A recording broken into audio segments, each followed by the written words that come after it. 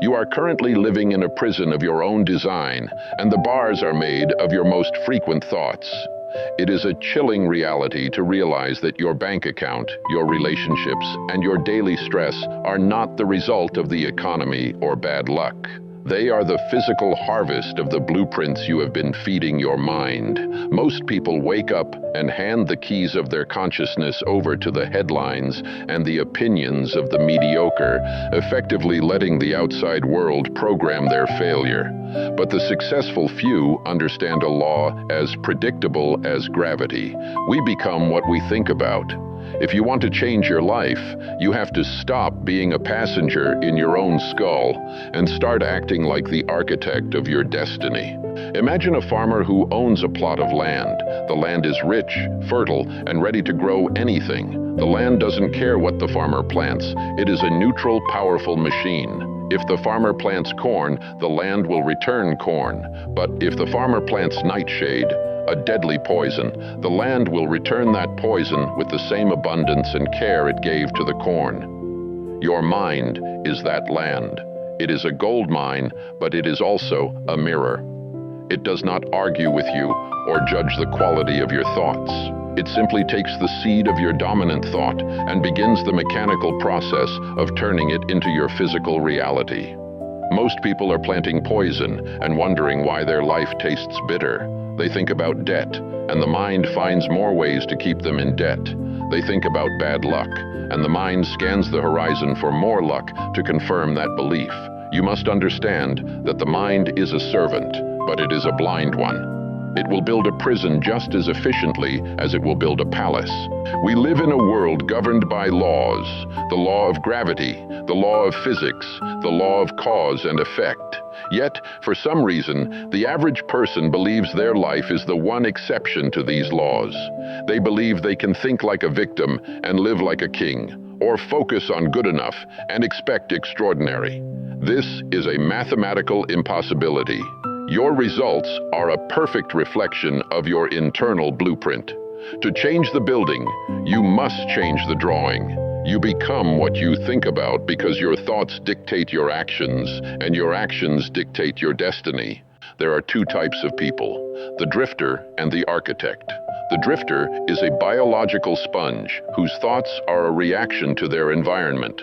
If the economy is bad, they think about poverty. If their friends are complaining, they think about grievance. They are like a ship without a rudder, blown about by every wind of opinion. They have no goal, so they arrive nowhere. The architect, however, practices mental sovereignty. They realize that their mental budget is their most valuable asset. They don't waste a single penny of thought on things they cannot control. They carry a goal in their mind like a traveler carries a map. Because they think about their objective constantly, their subconscious begins to solve problems they haven't even encountered yet. They see opportunities where the drifter only sees obstacles, because you can only see what you are looking for. I propose a test that most people are too weak to finish: the 30-day mental audit. For 30 days, you must force your mind to stay on the track of your goal. You must treat every negative thought like a trespasser in your kingdom. This is not positive thinking in the way the masses understand it. This is discipline for the mind. When a thought of failure enters, you must immediately replace it with the image of your success. You must act as if you have already achieved the goal. You must walk, talk, and think from the position of the person you want to become. Most will fail this test by the third day because they find the dust of their old habits too comfortable. But for the few who persevere, the results will be shocking. By changing the input, you force the machine to change the output. You aren't wishing for success, you are engineering it. The price of this sovereignty is focus. You cannot think like the top achievers while entertaining the conversations of the mediocre. You cannot feed your mind on a diet of sensationalism, fear, and empty calories from the media and expect to produce thoughts of substance. You must be willing to be different. You must be willing to be the person who doesn't know what's happening in the latest celebrity scandal because you are too busy studying the blueprints of your own future. If you want a different life, you must be a different person, and being a different person starts with a different internal dialogue. When you understand that you become what you think about, you realize that reading is not a hobby. It is a transfusion. When you read the words of the great thinkers, you are thinking their thoughts. You are borrowing the mental software of the greatest minds in history. This is how you bypass your current environment. If you are surrounded by negativity, the only way to stay positive is to keep your mind in the library. You must associate with the invisible circle of the greats. Let their voices be the dominant frequency in your head. Eventually, you will start to act like them, and the world will have no choice but to treat you like them. Your mind is a goal-seeking mechanism. It is like a torpedo. Once the coordinates are locked in, it will adjust its course through every wave and every current until it hits the target. But if there are no coordinates, the torpedo just spins until the fuel runs out. What are your coordinates?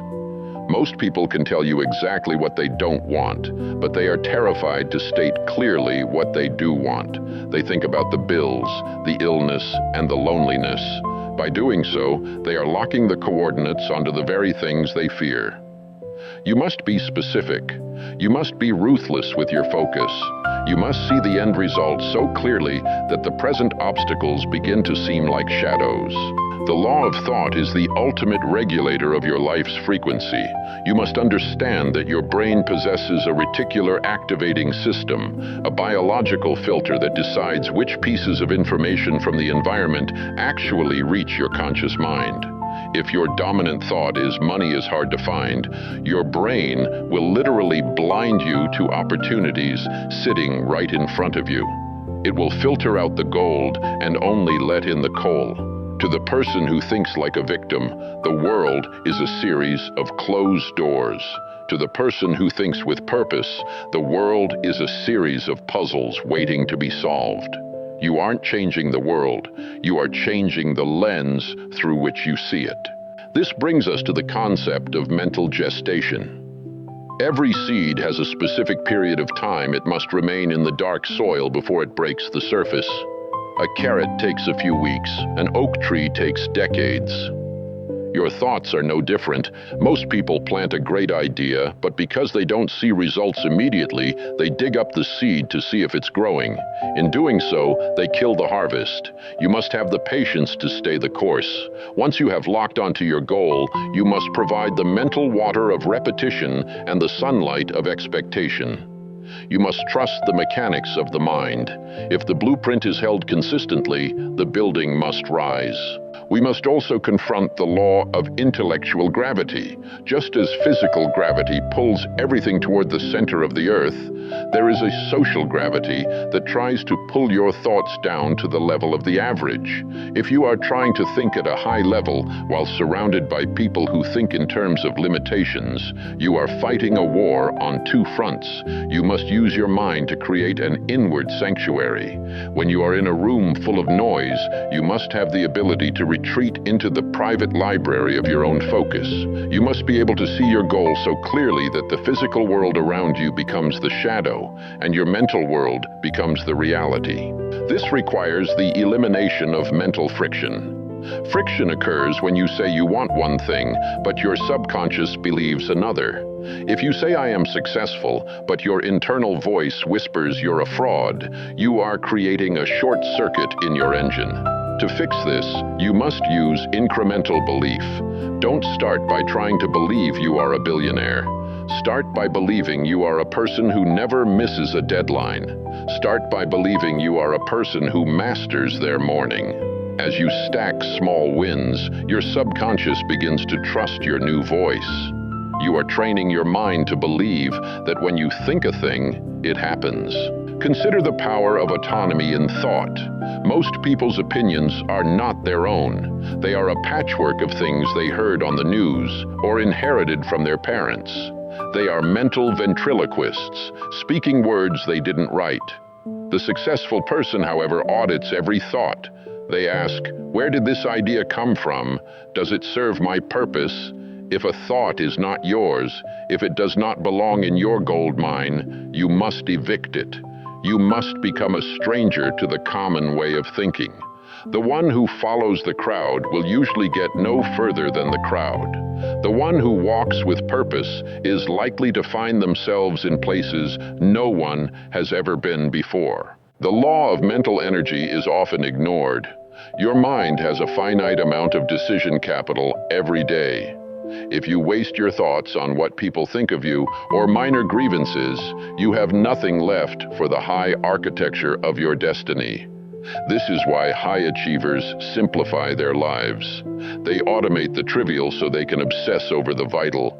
They don't have opinions on everything because they know that every opinion is a withdrawal from their mental bank account. They save their gold for the thoughts that move the needle. Finally, realize the vibration of expectation. There is a massive difference between hoping for something and expecting it. Hope is a beggar's word. It implies that the power is outside of you.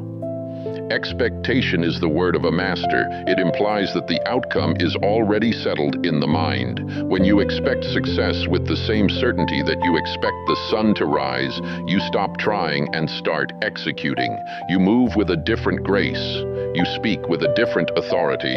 The world senses your expectation and begins to rearrange itself to meet your demands. The engineering of destiny is not a hobby. It is a full-time, lifelong commitment to the mastery of your own internal dialogue. It is the realization that the strangest secret is the only secret that matters. You are the architect. You are the farmer. You are the commander. The mind is yours to rule or to be ruled by. The 30-day test is not the end. It is the beginning of a new way of existing. Stop looking at the shadows on the wall. Turn around. Look at the light. The gold mine is deep, and the veins of success are infinite, but they only reveal themselves to the person who knows exactly what they are looking for. Think of the diamond. Become the diamond. Own the mine.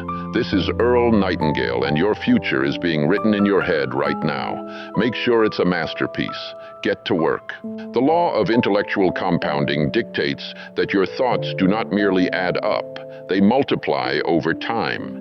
A single day of disciplined thinking feels like nothing, but a year of focused architecture creates a mental fortress that is impenetrable to the dust of the world. Every time you choose a high-level thought over a low-level one, you are adding to your cognitive capital, creating a canyon of difference between you and the drifter.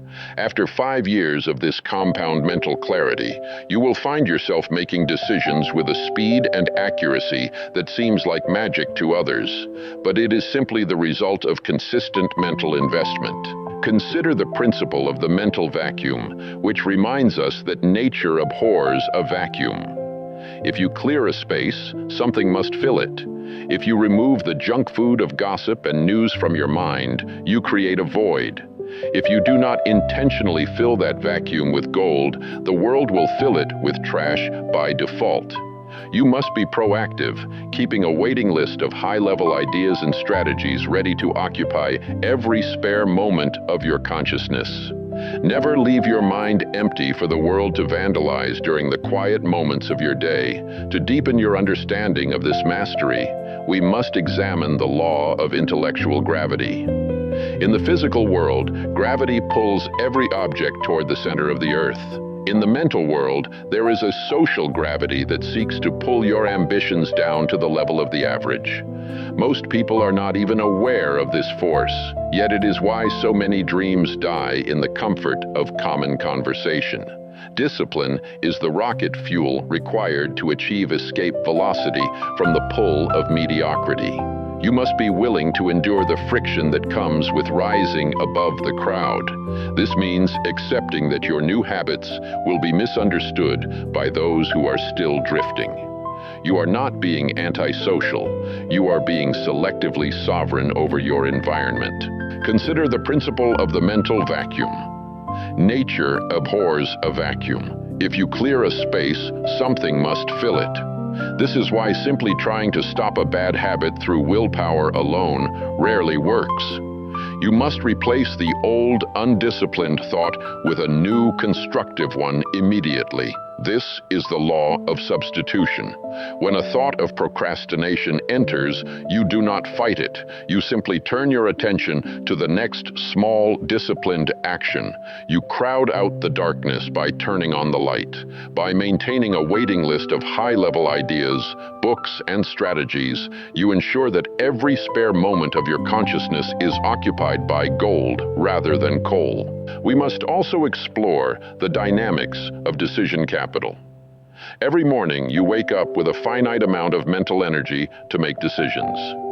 If you waste this capital on trivial matters, what to wear, what to eat, or debating whether or not to follow your schedule, you will have nothing left for the high architecture of your destiny. This is why the most successful individuals automate the mundane. Discipline is the tool used to turn the vital into the automatic.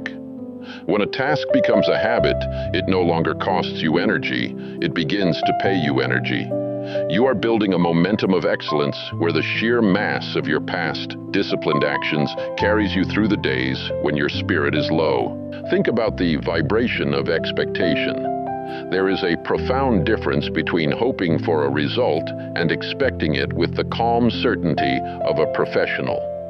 Hope is often the language of the undisciplined. It implies that the outcome is up to chance. Expectation is the language of the architect. When you have performed the disciplined labor of planning and planting, you do not hope for a harvest. You expect it because you have followed the law. This internal frequency of certainty changes how you walk into a room, how you speak to clients, and how you handle setbacks. You become a person who cannot be denied because you have already won the battle in the theater of your own mind. Furthermore, understand the law of creative quietude. In our noise-saturated world, the ultimate discipline is the discipline of silence. You must set aside time every day to sit alone with a notebook and simply think. Most people are afraid of silence because it forces them to face the drifter within. But for the architect, silence is the laboratory where the blueprints are refined. In this quietude, you ask the hard questions. Is my current routine serving my primary goal? Am I being busy or am I being effective? Discipline is having the courage to listen to the answers and make the necessary course corrections, no matter how much they may bruise your ego. We should also address the biology of focus. Your brain has a goal-seeking mechanism often compared to a torpedo or a guided missile. Once the coordinates are locked in through disciplined repetition, the mechanism will adjust its course through every wave and current until it hits the target. But if the coordinates are changed every few days, the torpedo simply spins in circles until its fuel is exhausted. Discipline is the act of keeping the coordinates locked. It is the refusal to tinker with the destination just because the journey has become difficult. You must trust your original blueprint more than your temporary fatigue. Now consider the price of mental integrity. Every time you tell yourself you will do something and then fail to do it, you are destroying your internal authority. You are teaching your subconscious that your voice of command is a liar. This is why so many people feel powerless. They have no credit with themselves. To master the art of discipline, you must treat your promises to yourself as sacred law. Start with promises so small they are impossible to fail, and then guard them with your life. You are rebuilding the bridge of trust between your conscious will and your subconscious power. Once that bridge is solid, you will find that a single thought, backed by that integrity, can move mountains. Finally, we must recognize the legacy of the disciplined path. Your life is a message to the world, but primarily it is a message to the version of you that exists 10 years from now. That future self will either look back at you with profound gratitude or with the heavy weight of regret. Discipline is the act of being a good ancestor to your future self. It is the realization that the strangest secret, that we become what we think about, only works if we have the discipline to think the right thoughts consistently. The gold mine is not a myth. It is a reality waiting for the person with the discipline to dig. The soil does not care if you are tired or if the sun is too hot. It only cares about the seed. Write your goal, carry your card, and for the next 30 days, let your discipline be the iron rudder that guides your ship. The world is waiting for your contribution. The blueprints are clear. The tools are ready. Think clearly, act decisively, become the architect. This is Earl Nightingale, and your new life starts the moment you decide to take command. Now, get to work. To further master the engineering of destiny, we must investigate the biology of belief through the lens of physical discipline. Your thoughts are not merely abstract concepts. They are physical, electrochemical events that shape your neural pathways. Every time you repeat a thought, you are performing self-directed neuroplasticity, physically rewiring your brain to respond to success as its default state. This is why the 30-day mental audit is not just a psychological exercise, but a biological necessity for anyone seeking total command over their reality. You are essentially paving over the Grand Canyon of old, negative programming with new, high-performance architecture. Consider the law of strategic ignorance, which is a primary tool used by the most successful individuals in history. To focus on your goal with absolute intensity, you must be willing to be uninformed about anything that does not serve your purpose. This means having the courage to say, "I don't care" to the latest outrages, trends, or celebrity scandals that the world uses to vandalize your attention. You must treat your mental budget as a finite asset that should only be spent on the gold of your primary objective. The drifter is well informed about trivialities. The architect is perfectly informed about the one thing that pays. Furthermore, understand the standard of resilience in the face of temporary setbacks. Discipline is not the absence of failure, it is the refusal to let failure change your frequency. When the disciplined individual encounters an obstacle, they do not see it as a sign to retreat into excuses. Instead, they treat it as a data point, a piece of feedback from the universe that allows them to refine their blueprint.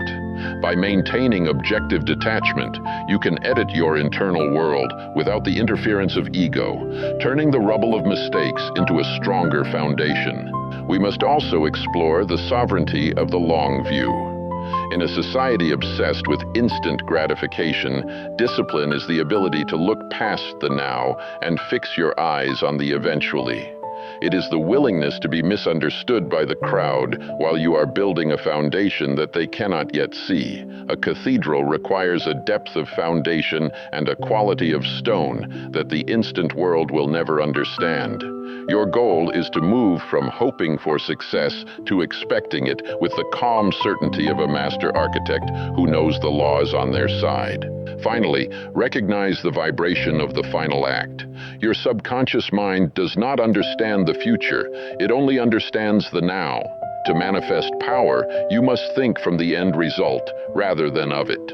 Live in the mental state of a person who has already won, feeling the weight of that achievement right now. When your internal dialogue is aligned with this completed vision, the how is attracted to you through the law of magnetism. The gold mine is ready to produce whatever you demand of it, provided you have the character to stay the course.